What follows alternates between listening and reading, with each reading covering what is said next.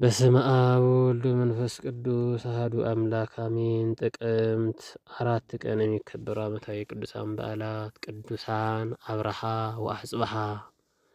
እነዚህ ነገሥታት ሞገሳችን ብርሃኖቻችን ናቸውና ደስ እያለን እንወዳቸዋለን፣ እናከብራቸዋለን፣ እናወድሳቸዋለን። ሥላሴ ቢመርጧቸው ዛሬ ላለንበት ሕይወት መሰረትን ጥለው አልፈዋልና። ሁለቱ ቅዱሳን ነገሥታት መንትያዎች ሲሆኑ ወላጆቻቸው ንጉሥ ታዚር ወይም አይዛና ሰይፋ ርዕድና እናታቸው ንግሥት አህያዋ ወይም ሶፊያ ይባላሉ። ንጉሥና ባለቤቱ ልጅ ቢያጡ ወደ እግዚአብሔር ለመኑ። ፈጣሪም በቅዱስ ሚካኤል አብሳሪነት ሁለት ዕንቁዎችን አስረከባቸው። ንግሥት አህያዋ ወይም ሶፊያም መጋቢት 29 ቀን በ311 ዓ.ም ጸንሳ ታኅሳስ 29 ቀን በ312 ዓ.ም ሁለቱን ቅዱሳን ወልዳቸዋለች። አምላክ ሽሙጥን አራቀልኝ ስትል አዝጓጉ ብላቸዋለች። እነዚህ ሁለት ፍሬዎች በልጅነታቸው ከወቅቱ ሊቀ ካህናት አንበረም ኦሪቱን ጠንቅቀው ተምረዋል፣ ከእግዚአብሔርም የተሰጡ ናቸውና በ12 ዓመታቸው ወደ ቤተ መቅደስ ገብተዋል። ትንሽ ቆይቶ ግን አባታቸው ታዚር በማረፉ ሕዝቡ ሁለቱን ቅዱሳን ንገሱልን አሏቸው። እነርሱም እኛ የፈጣሪ አገልጋዮች ነንና አንችልም በማለታቸው ለተወሰነ ጊዜ እናታቸው አስተዳደረች። ቆይቶ ግን ቅዱስ ሚካኤል ለሊቀ ካህናቱ አንበረም የፈጣሪ ፈቃድ ስለሆነ አትዘኑ፣ ሁለታችሁም በአንድ ዙፋን ላይ ንገሱ፣ ታላቅ ጸጋ ለሀገሪቱ ይሆናል በላቸው አለው። ሊቀ ካህናቱም የዛዘዘውን ተናግሮ በ19 ዓመታቸው ሁለቱንም በአንድ ዙፋን ላይ ነገሥተ ኢትዮጵያ ሲል አስቀምጦ ቀባቸው። ስማቸውንም ኢዛና እና ሳይዛና አላቸው። ቅዱሳን እንደነገሱ ቀዳሚ ስራቸው የቀናችውን ሃይማኖት መፈለግ ሆነ። በወቅቱ ፍሬምናጦስ የኋላው አቡነ ሰላማ በቤተ መንግስቱ ውስጥ የቅርብ አማካሪ ነበርና ጠርተው ተጨዋወቱ። አንተ ወንድማችን ክርስቶስ ይወርዳል ይወለዳል ተብሎ የተቆጠረው ሱባኤ እኮ አልፏል። ምን ነው ቀረሳ? በእርግጥ ምስጢሩን ንገረን አሉት።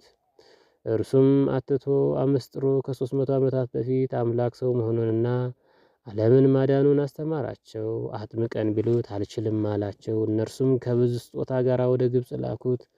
ቅዱስ አትናቴዎስን ፍሬምናጦስን አቡነ ሰላማ ብሎ ከብዙ መጻሕፍት ጋር ላከው። በመጀመሪያም ኢዛናና ሳይዛና ተጠመቁ። ስማቸው አብርሃ አጽብሃ ተባለ። ቀጥሎም ሰራዊትና ሕዝቡ ተጠመቀ።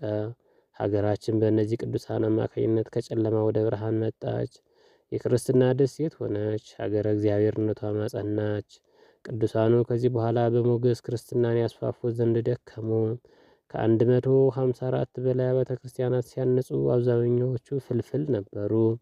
በተለይ ግን በአክሱም ከተማ ላይ ያነጿትና 12 ቤተ መቅደሶች የነበሯት የጽዮን ቤተ ክርስቲያን ልናያት ትናፍቀናለች። ጌጧ ብርሃኗ ውል ውል ይልብናልና።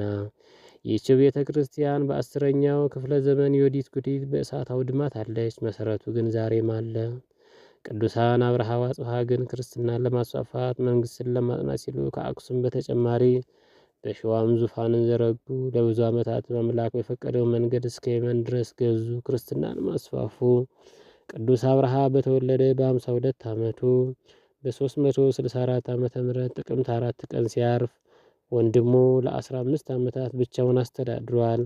በ379 ዓመተ ምህረት ደግሞ በዚሁ በጥቅምት 4 ቀን ቅዱስ አጽብሃ በተወለደ በ67 ዓመቱ በክብር አርፏል።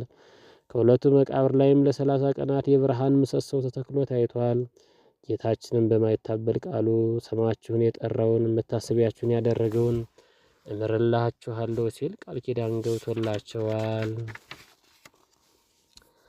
የቅዱሳኑ የነገስታቱ አብርሃ ወአጽብሃ ረድኤታቸው በረከታቸው በሁላችን ላይ እጥፍ ድርብ ሆኖ ይደር። በዚህም ዕለት ቅዱስ ሐናንያ ሐዋርያ ይታሰባል። ሐናንያ ቁጥሩ ከ72 አርድእት ሲሆን መጽሐፍ ቅዱስ ላይ ስማቸው ተመዝጎ ከተቀመጡልን ከጥቂቶቹ ዋነኛው ነው። ከነገደ እስራኤል ተወልዶ በሕገ ኦሪት አድጎ ከወጣትነት ዕድሜው ትንሽ እልፍ ሲል ጌታችን ወንጌልን ማስተማር ጀምሯልና ጠራው።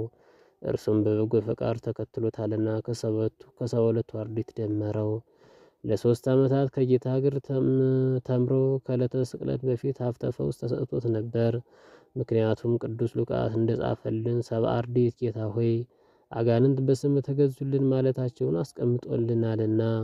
ቅዱስ አናንያ በበዓለ ዕርገት ተባርኮ በአምሳኛው ቀን መንፈስ ቅዱስ ተቀብሎት ለስብከተ ወንጌል ወጥቷል። በሚያስተምር ጊዜ የሶርያዋን ደማስቆን ማዕከል አድርጎ ነበር። በኋላው አበው ቅዱሳን የዚች ከተማ የመጀመሪያ ጳጳስ አድርገው ሹመውታል። ጌታ ባረገ በ8ኛ ዓመትም ክርስቲያኖችን ያሰቃይ የነበረው ሳውል ወይም የኋለኛው ቅዱስ ጳውሎስ ብርሃነ ዓለም ወደ ደማስቆ የተጓዘውን ክርስቲያኖችን በተለይ ቅዱስ ሐናንያን ለማሰር ነበር። ለእግዚአብሔር ምርጥ ዕቃ ይሆን ዘንድ መብረቅ ዓይኑን አጠፋው። ወዲያውኑ ጌታችን ሳውልን ወደ ሐናንያ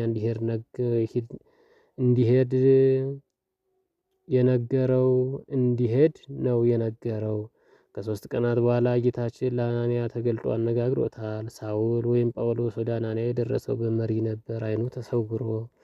ሁለቱ እንደተገናኙ ቅዱስ ሐናንያ ሳውልን አስተማረው፣ ፈወሰው፣ አጠመቀው፣ በጎ መንገድንም መራው። በዚህ ምክንያት ቅዱሱ ሐዋርያ የቅዱስ ጳውሎስ የንስሐ አባት ይሰኛል። ከዚህ በኋላ ቅዱስ ሐናንያ ለብዙ ዓመታት በተለያዩ የዓለም ክፍሎች ወንጌልን አስተማረ፣ መከራንም ተቀበለ። በመጨረሻም በዚች ቀን ክፉዎቹ ከብዙ ስቃይ በኋላ በድንጋይ ወግረው ገድለውታል።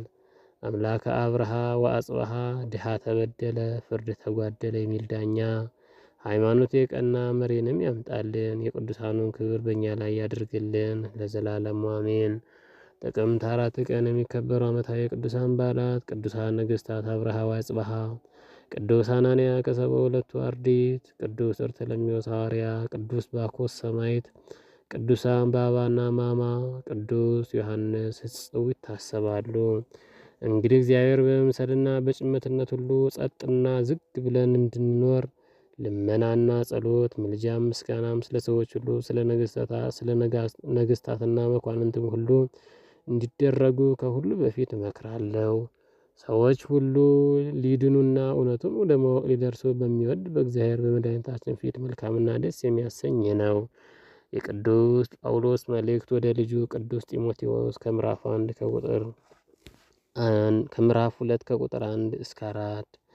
ማርያም እግዝእትየ ገራይቱ ለአብርሃም ወአስተናግዶቱ ሰናይ አሜነብር በሳሌም ወአዲ ሕመቱ ማሄደራ አምላክ ግሩም ጊዜ ከውነዎ በምጽአተ ወልድኪ ዳግም አዘክርዮ ንግደትኪ በጻማ ወድካም አብርሃ ወአጽብሃ ነገስታት ጻድቃን ዘመለኩ ክቡረ በውስተ ሀቲ መካን በርተሎሜዎስ ሰማዕት ወሐዋርያሁ ለብርሃን ሐናንያ ዘደማስቆ ብእሲ ምእመን ዘአጥምቆ ለጳውሎስ በትእዛዘ አምላክ መድህን በእንተ ባኮስ ሰማዕት ወቢጹ ሰርጊስ በእንተ ባባ ጻድቅ ወማማ ግሁስ በእንተ በርተሎሜዎስ ዘደብረ ዘመዳ ወገብረ ክርስቶስ ወልደ ንጉሥ በእንተ ሮማውያን እጽዋን ገብረ ክርስቶስ ወዮሐንስ ህቡረ ይመሃረነ ኢየሱስ ክርስቶስ።